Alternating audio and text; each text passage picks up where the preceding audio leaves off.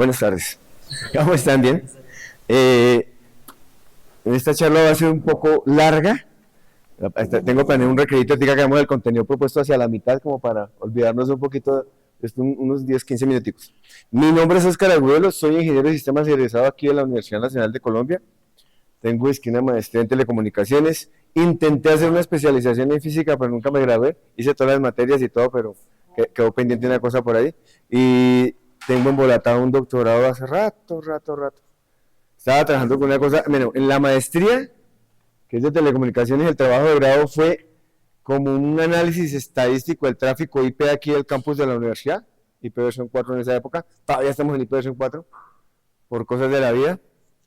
Y en el doctorado estaba trabajando una cosa que se llama Network Coding, que supuestamente utiliza la tecnología 5G. Digo supuestamente porque yo sé que la usa, pero no hacen ruido con eso. Bueno, la primera vez que yo tuve que aprender cosas de redes fue con un señor de Venezuela llamado Patricio, que no me acuerdo el nombre, hace ya muchos años, y fue a aprender a utilizar un programa que se llama Sniffer Pro. Ya no es tan popular, además la licencia está muy cara. Eso en la práctica lo reemplazó un programa que se llama Wireshark, que es el analizador de tráfico que se utiliza normalmente. En esta presentación hay unas láminas de Wireshark, pero están ahí en si alcanzamos o no alcanzamos, porque como les digo es bastante el contenido. Si pasa o no pasa, venga.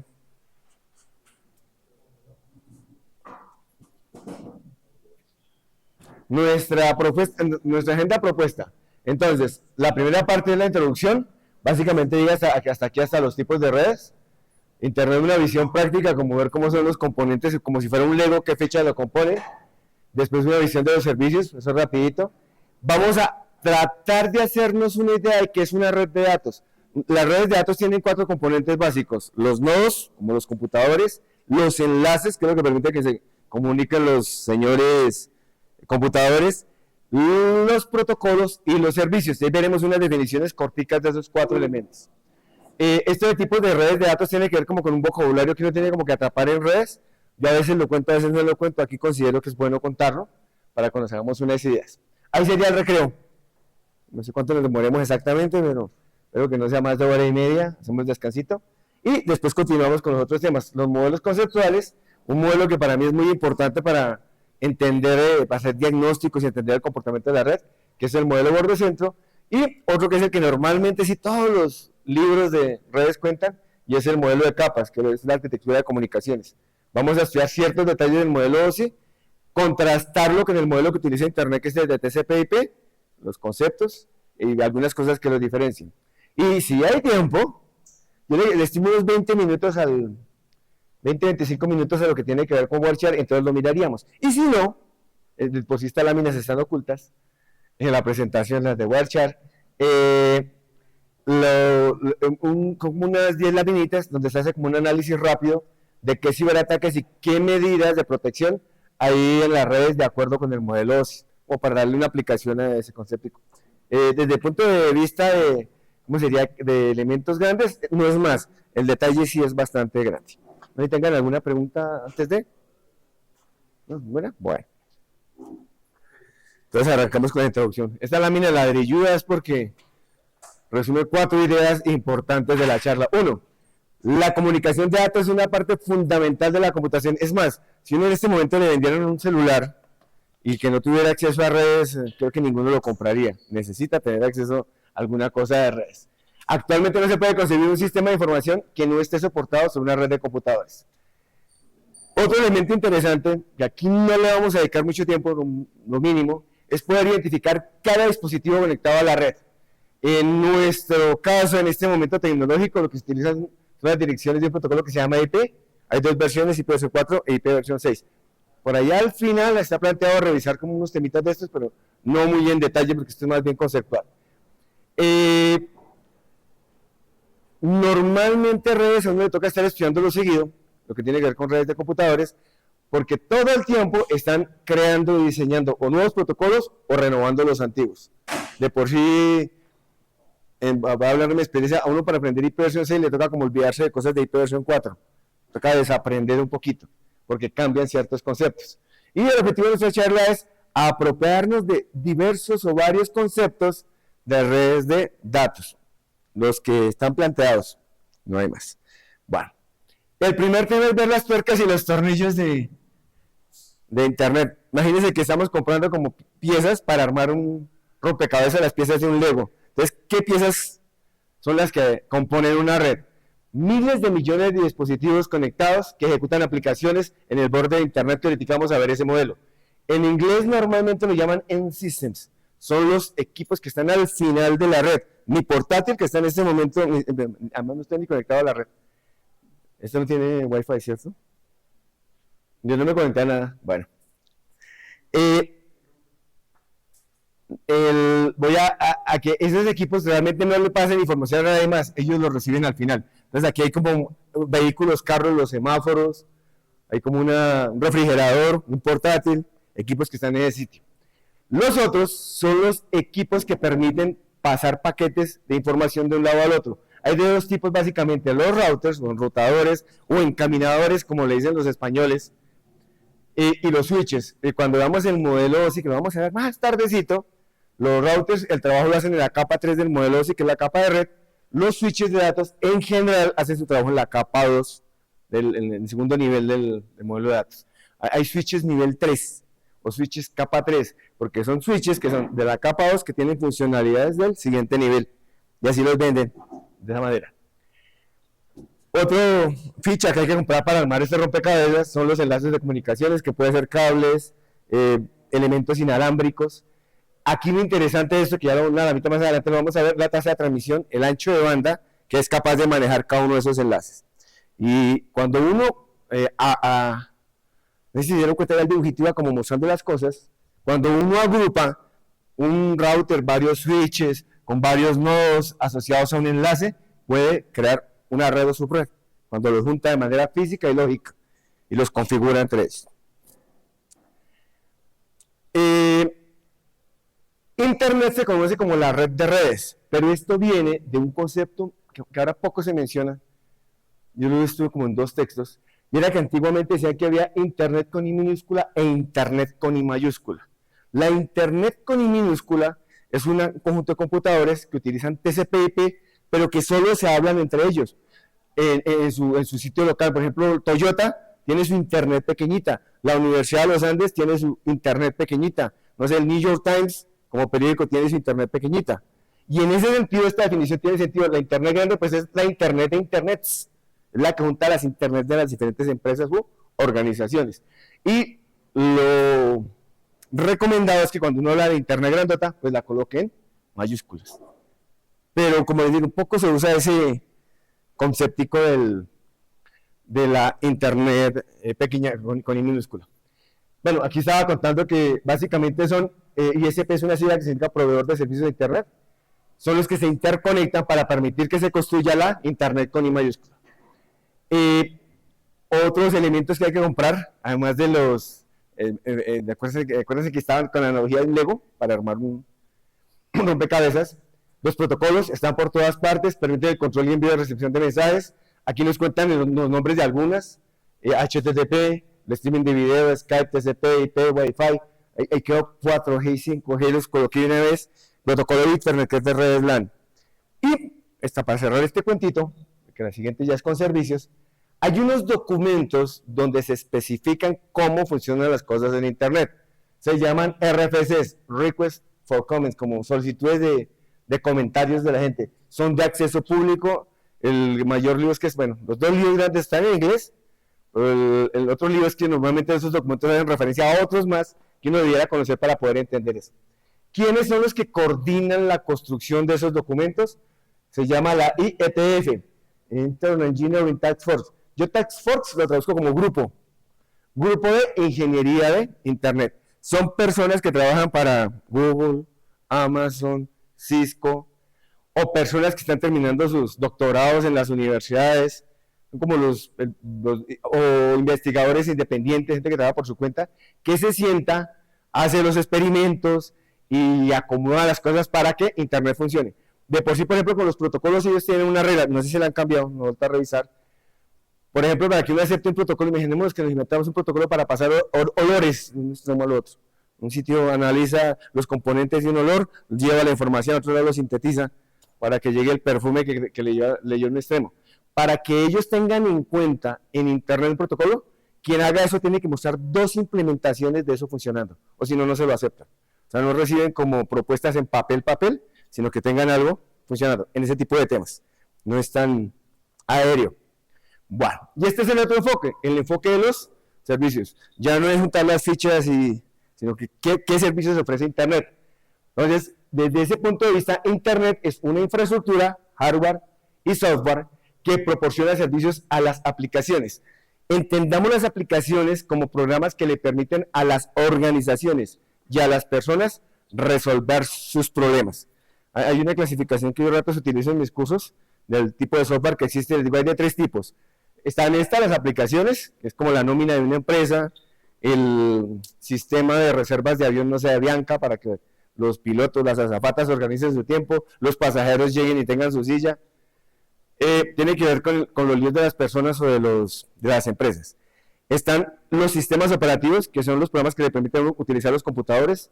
Un computador sin sistema operativo sirve para 3 cosas: para nada, para nada y para nada, porque no puede hacer absolutamente nada con él, pero tomarle fotos. Y el tercer tipo de software son las herramientas de desarrollo, los lenguajes de programación, los entornos de desarrollo que le permiten a uno construir sistemas operativos o construir aplicaciones. Aquí estamos hablando de Internet como algo que le presta servicio a aplicaciones, programas que atienden situaciones de las personas. Hay una lista: el web, video streaming, teleconferencia, comercio electrónico, juegos, etc. Desde el punto de vista de los que crean las aplicaciones, no sé, los que hicieron el navegador Chrome, les proporciona una interfaz de programación para aplicaciones distribuidas. Yo estaba en inglés, quedó como ganchos. Son como elementos que le permiten a las aplicaciones que emiten y reciben datos conectarse a servicios de transporte de Internet y utilizarlo. Cuando dice aquí servicios de transporte, vamos a ver que tanto en el modelo de TCP/IP como en el modelo de OSI hay una capa que se llama la capa de transporte y ofrece esos servicios a las aplicaciones y ofrece opciones de servicios análogas a las del servicio postal, aunque eso ya, lo del correo, ya lo tienen los que envían paqueticos. Entonces, vamos a tratar ahora de hacernos una ideita de para nosotros qué es una red de datos. La primera frase me recuerda a mi hijo, que ya tiene como 16 años, cuando estaba chico y estaba en el jardín, antes de llegar a transición. El objetivo básico de una red de datos es permitir que la información se pueda compartir entre personas y máquinas. ¿Por qué me lo recuerda? Porque como estaba chiquis, les enseñaban a compartir con sus compañeros. Entonces aquí es compartir con alegría, y a veces sin tanta alegría porque las redes no son tan seguras. Entonces ya es otro tema. El ejemplo más sencillo de una red es ese dibujito que está ahí. Esa es una conexión punto a punto entre 2 computadores. Obviamente, como es dibujo, pues conecta perfecto.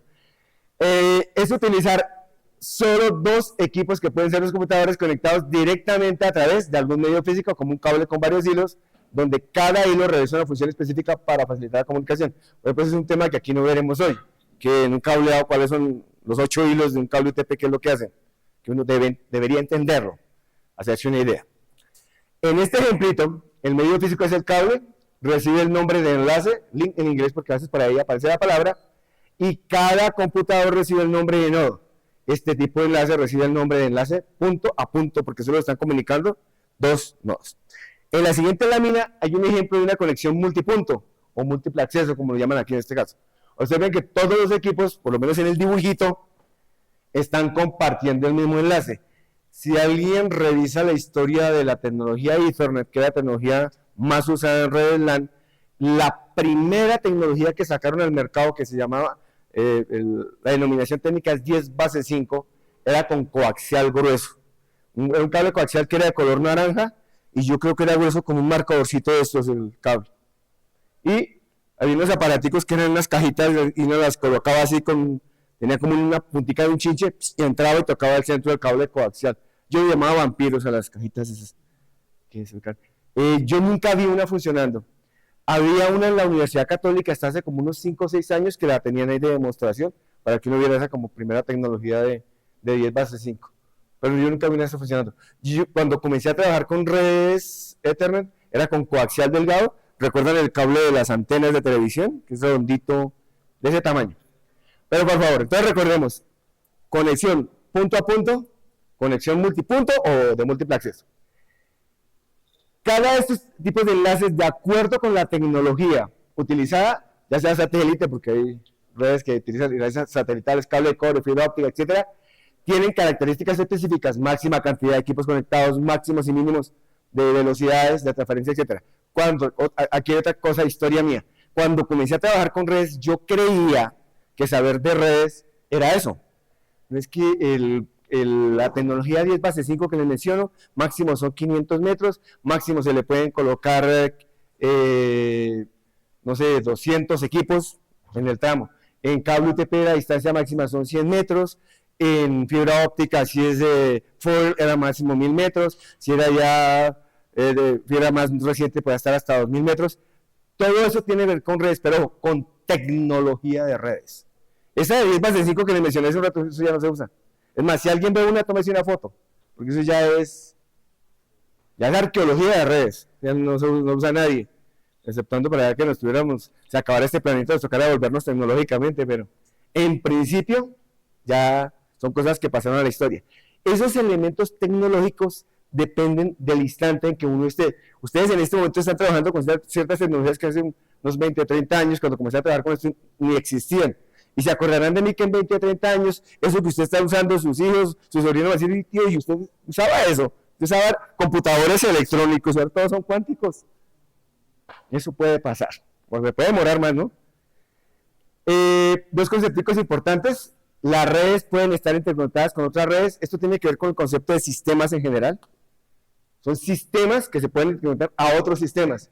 Y las redes pueden tener subredes. Cámbialo para palabras sistemas. Los sistemas pueden tener subsistemas.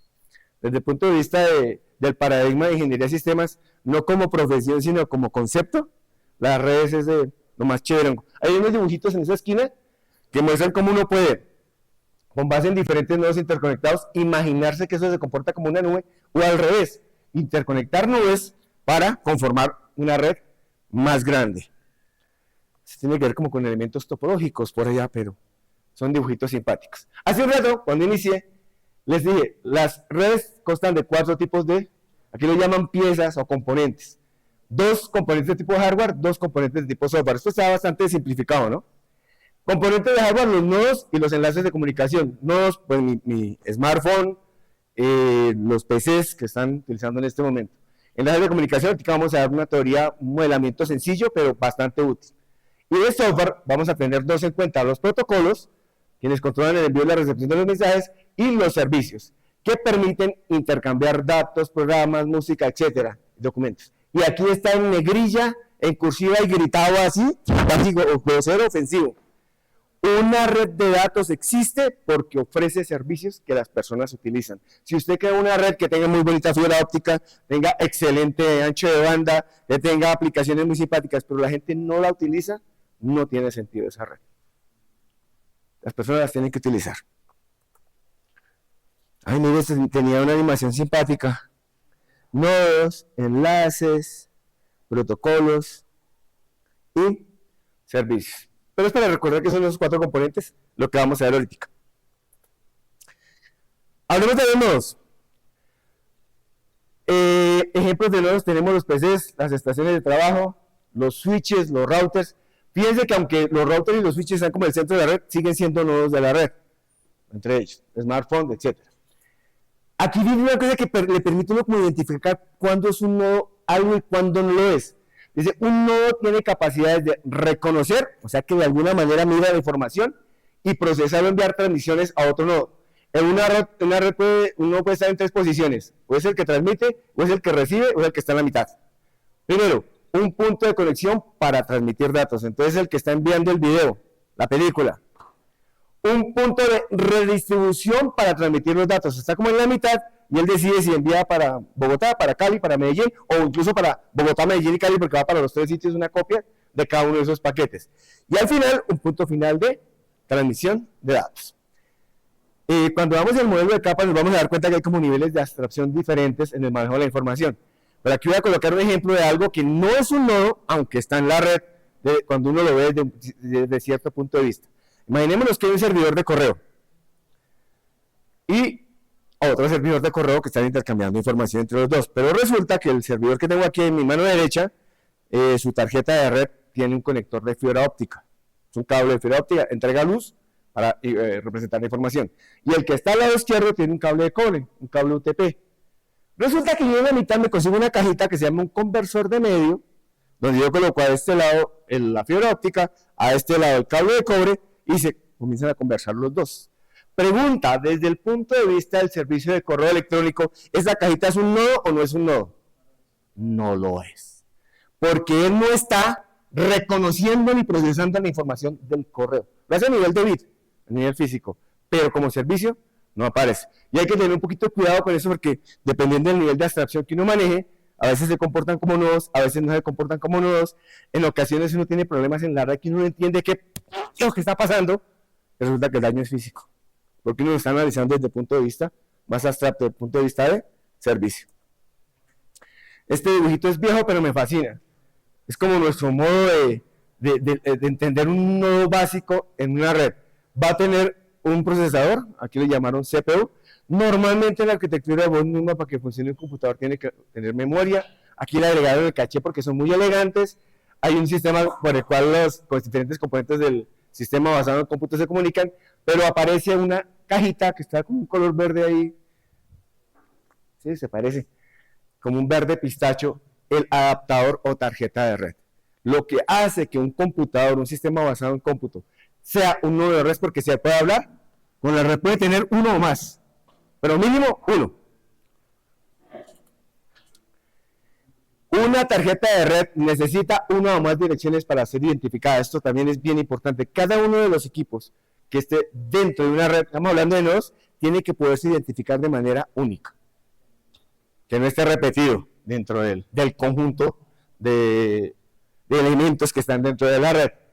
Aquí les cuentan dos ejemplos. Normalmente se necesita una dirección física en las tarjetas de red tipo de Ethernet, se llama la MAC address. MAC es una sigla que significa Medium Access Control, control de acceso al medio. En este momento se utiliza un numerito de 48 bits, que se representa normalmente en hexadecimales. Hexadecimales son números base 16, donde los dígitos van del 0 hasta la F. Cuando se pasa por el 9, nos va a pedir prestar letras para poder identificar. Normalmente esa dirección de tarjeta de red se la pone el fabricante. O sea, el que fabrica la tarjeta de red es el que decide cómo va esa dirección.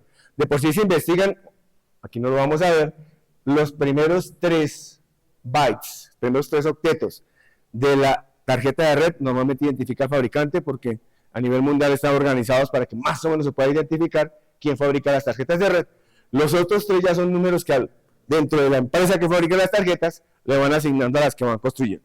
Y también se necesita la dirección lógica. En nuestro caso, que es lo que más usamos es Internet, las direcciones son IP, y hay dos ejemplos, una dirección IP versión 4, dice 169.54.70.35, es un ejemplo de una dirección IP versión 4, y hay otra de IP versión 6 que no la voy a leer, que está en hexadecimal, que es más larga. Recordemos, o pongámonos al día si no lo sabemos, IP versión 4 utiliza 128 IP versión 4 son 32 bits. IP versión 6 es 4 veces eso, 128 bits. Por eso utilizan hexadecimal porque es más larga la dirección. Bueno. Aquí hay ejemplos de nodos de red desde cuando eran teléfonos, pasando por Internet y llegando a Internet de las cosas. Entonces por aquí, nosotros estamos como en esta transición. Dice un monitor, un teclado, pero ya algunos incluyen la lavadora, la refrigeradora, las partes de los carros, juguetes de los niños. Para allá vamos. A este lado hay otros ejemplos. Esto antes no lo tenía, sino que alguien me preguntó, ¿y cómo es un router? Que a veces no los han visto. Este es un ejemplo de un router relativamente sencillo. No, aquí no se me deja. Como estando la presentación no me deja. Una caja como de este tamaño, que tiene los puertos, el sitio donde se enchufa y eso. Y este es un ejemplo como de un switch que tiene varios puerticos. Por fuera se parecen incluso de rapidez si uno no identifica los conectores porque son cajas de colores grises. Esta es la forma en que normalmente se simbolizan en los diagramas de red. Al router le colocan un circulito y unas flechas cruzadas porque hay un cambio de rutas ahí, cruces de rutas. Y los switches son rectangulitos con flechas hacia los lados. Y aquí hay como un ejemplo de un diagramita de una red donde hay un router, 2 switches y varios computadores. Los nodos intermedios, que son el router y el switch, normalmente pasan de una red a otra, pasan datos hacia los otros. ¿Se acuerdan que podían estar en 3 sitios, o iniciando, o terminando, o en la mitad, los nodos? Ya es como para hacerse una idea. Segundo componente, los enlaces. Se inventan en diferentes medios físicos, en diferentes tecnologías físicas. Voy a leerlo porque está resumidito. Hay medios guiados y no guiados. ¿Qué significa eso? Pues hay medios que son cable UTP, cable coaxial y cable de fibra óptica. La señal cuando viaja no se sale, digamos, del medio en que está utilizando. Y hay los no guiados. Normalmente utilizan el aire, el espacio. Las ondas electromagnéticas viajan a través del espacio. Entre los guiados está el cable de cobre, cable UTP. Este UTP significa par trenzado no blindado. Quiere decir que no tiene como metal alrededor del cable. El coaxial, que ya no se usa mucho, por lo menos a nivel de datos para usuario normal, y los cables de fibra óptica.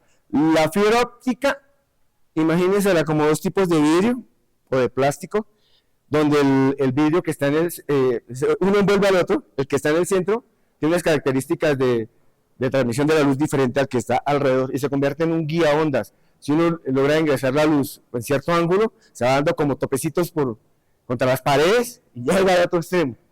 Como los borrachitos cuando van para casa dándose tocando los postes de las cuadras del barrio que ya conocen para llegar. El medio no guiado es el espacio, y a través de este se propagan las ondas de radio, las microondas y la luz infrarroja. Eso tiene que ver con lo inalámbrico en general. Aquí hay que tener en cuenta el espectro electromagnético, que aquí no lo vamos a mirar, dependiendo de la frecuencia con la cual se está emitiendo la señal electromagnética. Tiene diferentes características, alcance, tipo de sitios donde puede llegar la señal. Sin importar el medio físico, este se utiliza para propagar señales. Estas señales son ondas electromagnéticas viajando con una rapidez con orden de magnitud cerca a la velocidad de la luz. Creo que en un cable fibra óptica, en un cable de cobre, más o menos son los 2/3 de la rapidez de la velocidad de la luz en el vacío. Son como 300.000 kilómetros por segundo, serían como unos 200.000. Pero dependiendo del medio eso varía. Eso es como una cifra ahí como aproximada. Aquí está, una señal de cable de cobre, ya con una rapidez aproximada de 2/3. Ahí está, para que no se le olvide al expositor. ¿Cómo vamos a modelar nosotros el enlace? Como un tubo. El tubo va a tener dos características. El largo, para saber cuánto se demora una señal. El enlace de Bogotá a Medellín se demora más que de Bogotá a Soacha, está más cerquita a Soacha.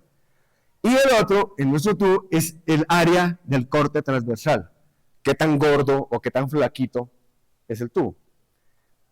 En este modelo, la latencia corresponde a la longitud del tubo, y el ancho de banda, que es la rapidez de transmisión, el área transversal, y el producto es como la capacidad, el volumen que tiene el dichoso tubo, cuánto le cabe en ese momento. Importante, si observan que lo llamo rapidez de transmisión y no velocidad de transmisión, para mí eso es importante. La velocidad es un vector, tiene magnitud y dirección. La rapidez es un numerito. Y es la cantidad de bits que pasan por el ancho. Ancho de banda tampoco es muy preciso. Cuando estamos hablando de transporte de bits, el ancho de banda tiene que ver con los hercios o megahercios que es capaz de llevar el tubo, y cuando ya se convierte a bits, ahí hay que hacer unas cuentas, esto ya no es lo mismo. Cuando son bits está cerca de una unidad que llaman baudios, que no sé si alguien por ahí lo ha escuchado mencionar, pero tampoco lo vamos a analizar acá. Simplemente se llama ancho de banda para... Este es un ejemplo de 4 tipos de enlaces para hacernos una idea de qué tan largo y gordo es el tubo. ¿Ves? Está primero el enlace telefónico que utilizamos hoy, pues este dibujito porque antes hablaba, imagino que algunos de ustedes son tan jóvenes que de pronto solo ven las películas, este tipo de teléfonos, y con enlaces análogos. Entonces observen, el ancho de banda de este señor, o sea, qué tan gordito es, 56 kbps, 56.000 bits por segundo. Dice que puede soportar una distancia hasta de 10 kilómetros, que es bastante para lo que uno se puede imaginar. El tiempo de ida y vuelta, en inglés eso es round trip time, tiempo de viaje redondo, voy y vuelvo. Imagínense que es ir hasta Fontibón y regresar, aunque Fontibón queda más cerquita, creo. Hasta Funza y regresar. que sean 10 kilómetros. Entonces, ¿cuánto tiempo le toma la señal a fuerza y volver en este medio? 87 milisegundos. Entonces, si uno le tomara una foto así al cable y contara cuántos bits alcanzaron a pasar ahí, 5 bits, aunque tiene 10 kilómetros de distancia, unos bits larguísimos, la representación de cada bit. La línea inalámbrica, estos son datos de, no recuerdo exactamente cuál tecnología inalámbrica, pero son de órdenes aproximados de casi todas. 54 millones de bits por segundo. Ah, mira, 6 órdenes de magnitud más alto que este otro. Digo, 3. Si se da cuenta, es más en matemáticas. Esto es multiplicado 1000 veces este señor. La distancia, esta distancia es bastante corta, 50 metros, algunos dicen que como 150 metros, y si no hay sombras, ese tipo de cosas. ¿Cuánto le tomaría ir en unos 50 metros y regresar? 33 milisegundos. También está como por bien pequeñito. Y finalmente, si uno le tomara la foto de cuánto esto es el volumen del tubo, capacidad del tubo, serían de 18 bits, más o menos, en unos 50 metros. Y aquí hay dos de esos bien poderosos. El satélite, ancho de banda 45 millones de bits por segundo, más o menos cerquita de este, por lo menos en órdenes de magnitud, pero fíjate la distancia. No sé si ustedes sepan, los satélites geoestacionarios, esos que uno se para en el cuadro, los queda mirando así, que quedan como quieticos porque están a la misma velocidad de rotación de la Tierra, porque ese es un vector que está cambiando, deben de estar a 35.000, 36.000 kilómetros de distancia. O sea, que la señal vaya hasta allá y regrese, está más lejos que ir de aquí a Fontibón y volver. Es del orden de 230 milisegundos, que en estas unidades es bastante distancia. Pero la capacidad de ese tubo imaginario sería de 10 millones de bits. Por lo largo y por lo gordito. Y finalmente la fibra óptica, que es uno de esos medios que es bastante simpático, que se comporta muy bien cuando se logra hacer funcionar. Entonces, ancho de banda, 10 gigabps. Comparado con el del teléfono, es decir, tiene 6 órdenes de magnitud más grande. La distancia, estas son distancias intercontinentales, más o menos unos 4.000 kilómetros. Tiempo de ida y vuelta sería de 40 milisegundos. Y fíjense que este es el que más capacidad tiene: 400 millones de. Y ese es el tubo más gordo, popochudo de eso. Con este modelito alcanza uno a entender ciertos problemas con los enlaces. Hay que mirar más, ¿no? Tercer componente, y este es el primero del software: los protocolos de comunicaciones. Es más, estudiar redes de datos se la pasan estudiando protocolos, porque es de lo que más uno se encuentra. En el lenguaje coloquial, la palabra protocolo tiene dos significados: el registro escrito de acta de una reunión. Aquí uno va a la reunión del conjunto o de la Junta de Acción Comunal del barrio, y es firmar porque usted representa la casa tal o el apartamento tal, depende de donde viva. O la descripción de un procedimiento establecido, una convención o ritual, por ejemplo, los protocolos diplomáticos, los protocolos médicos, etc. Es como algo que se tiene que repetir de la misma manera, hasta donde sea posible. En redes de computadores, ese término está más cerca del segundo significado. Lo puse en cuadrito rojito, amarillito de fondo, amarillito, verdecito, amarillito, no.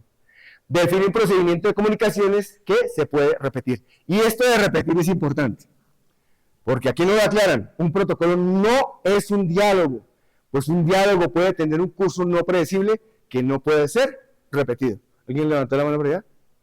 ¿No? Bueno, lo de ChatGPT se parece más a un diálogo, aunque en el fondo para mí está repitiendo lo que aprendió por ahí en algún lado, pero bueno. Para que los computadores puedan comunicarse necesitan algunos protocolos. AppleTalk es una suite de protocolos que creó la empresa Apple.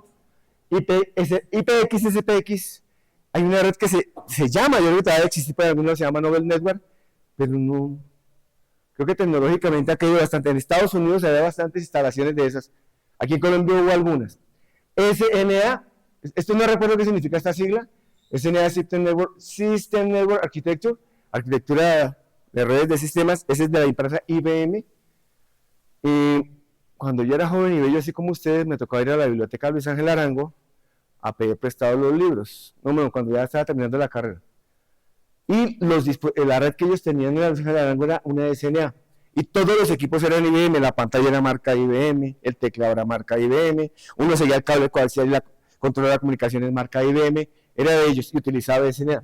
Nosotros aquí en la universidad teníamos un computador IBM, la Universidad de los Andes también tenía un equipo parecido, y en algún momento, fue como un año, tal vez año y medio, tuvimos un servicio aquí en la universidad que usted entraba y consultaba el catálogo de la Luis Ángel Arango sin tener que ir hasta Luis Ángel Arango, pero era esta red SNA.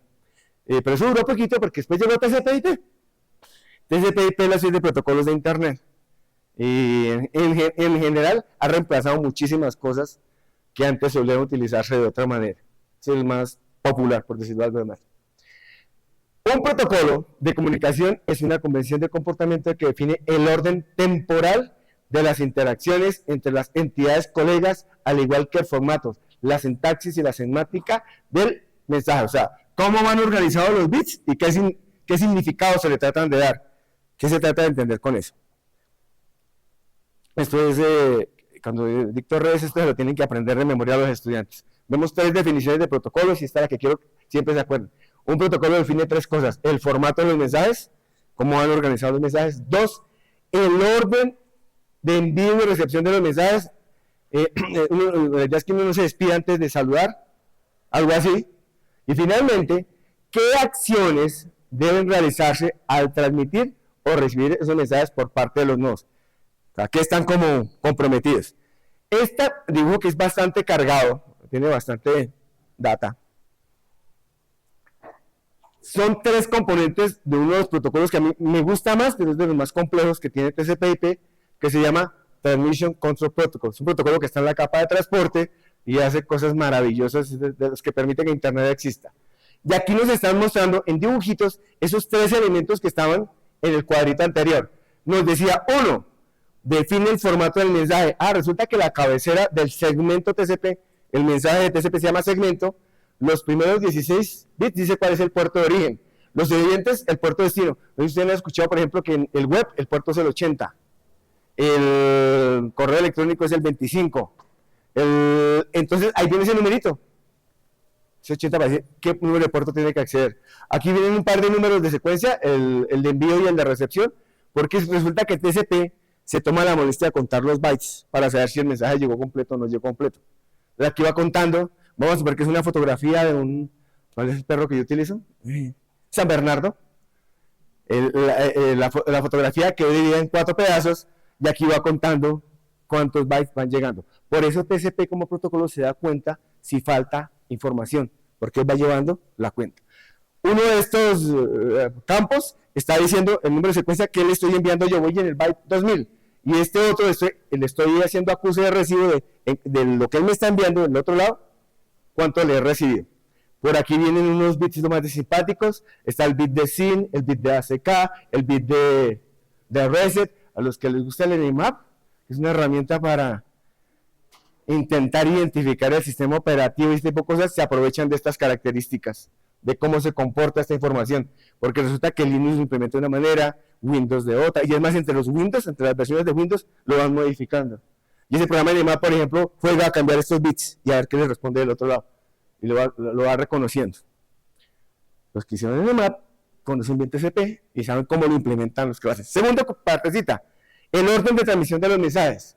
Resulta que TCP es un protocolo que es orientado a conexión. Él saluda y se despide. Para que TCP permita una transmisión, vamos a suponer que es una página web. A este lado vamos a tener el navegador, a este lado el servidor web. Él primero envía un mensaje TCP con este bit de SYN en 1. Y es un bit me está diciendo, oiga, yo me quiero conectar con usted. Quiero que seamos amigos. Si este señor tiene la capacidad de pedirle recursos al sistema operativo, de levantar un hilo, levantar un proceso, pedir espacio de memoria, pedir interrupciones, todo eso, de vuelta le regreso un mensaje diciendo, yo también me quiero conectar con usted, quiero ser su amigo y mire, vi tu mensaje. El ACK es acknowledgement, es acuse de recibo. Yo te vi. Y este señor dice, ¿listo? ACK. Bueno, aquí ya comienza, si fuera una página web, aquí comenzaría el protocolo HTTP, que es la siguiente capa, a hacer su trabajo. Cuando ya termine de pasar los datos, uno de los dos dice, finalicemos, listo, ya vi que quiero finalizar, aquí él comienza a hacer algún trabajo para cerrar, ya finalicemos, chao, chao, y terminó. Orden de transmisión de los mensajes. Esto está definido en los documentos donde se especifica el RFC. Y este que me parece bien simpático. Eso es una máquina de estados que tiene definido Transmission Control Protocol. Ustedes miren el RFC, así está dibujadito. Les cuento aquí al comienzo porque es parecido a esto, entonces es fácil contarlo. Imagínense que yo estoy en el closet. El estado se llama cerrado, pero dice closet, entonces yo tomo el pelo con eso. Aquí hay dos formas de salir del closet. Una es que yo de manera activa le diga a alguien que quiero conectarme. Realmente es que tengo el navegador y me quiero conectar con www.eltiempo.com. Él genera un mensaje con el bit de SYN y lo envía. Le llega a este señor. Aquí, si pudiéramos leer, dice algo así como inició de manera activa, /SYN, envió un mensaje con SYN. Mi computador, donde está mi navegador, intentó comunicarse con la página del tiempo.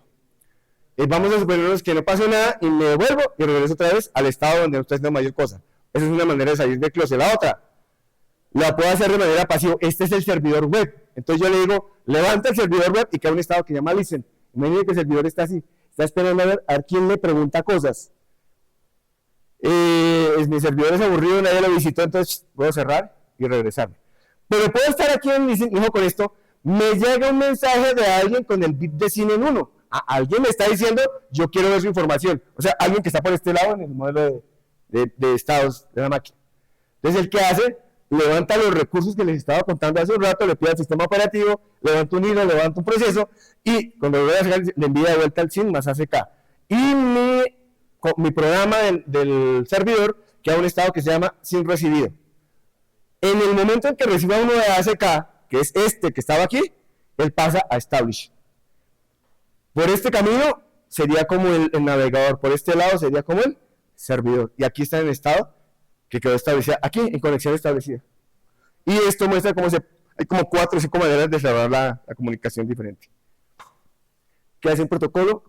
Le cuenta a uno qué significan los mensajes, en qué orden se envían los mensajes y qué puchas hay que hacer de acuerdo cuando uno reciba las cosas que van y vienen. ¿Listo? Bueno. Cuarto componente, servicios de red. Hace un rato estaba en negrilla, grandote, gritado, las redes tienen sentido porque hay servicios que la gente utiliza. Entonces, esta lámina repite eso. Los servicios en una red de datos consisten en aplicaciones que ofrecen soluciones a las personas, ya sean individuos y organizaciones, o que proveen funciones para proporcionar conectividad a... Resulta que la misma red necesita servicios para poder funcionar. Direccionamiento, enrutamiento, acceso a recursos de computación desde la red. Las personas conocen Internet a través de sus servicios. Eso que estamos haciendo aquí de contar detalles de la red, no todo el mundo lo mira. Web, el correo electrónico, redes sociales, streaming, música, películas, videoconferencia, mensajería instantánea, intercambio de archivos, e-learning, juegos de línea, computación en la nube, servicios de plataforma Uber, Airbnb y un larguísimo, etcétera. Esta carita estaba aquí y la pasé para aquí abajo. El servicio web catapultó el uso de Internet desde una herramienta extraña utilizada por científicos e ingenieros hasta ser el fenómeno que es hoy en día. La gran mayoría de aplicaciones que la gente utiliza en Internet van sobre web. Y dice, muchas personas confunden web con Internet. Asumen que si el navegador funciona, Internet está bien. No necesariamente. Cuando les compartan la presentación, aquí hay 5 o 4 láminas ocultas donde hay un cuento de Facebook, hay un cuento de varias aplicaciones, de que el tiempo no da para eso. Espero que nos hayamos hecho una idea de qué es una red, por encima. Buah.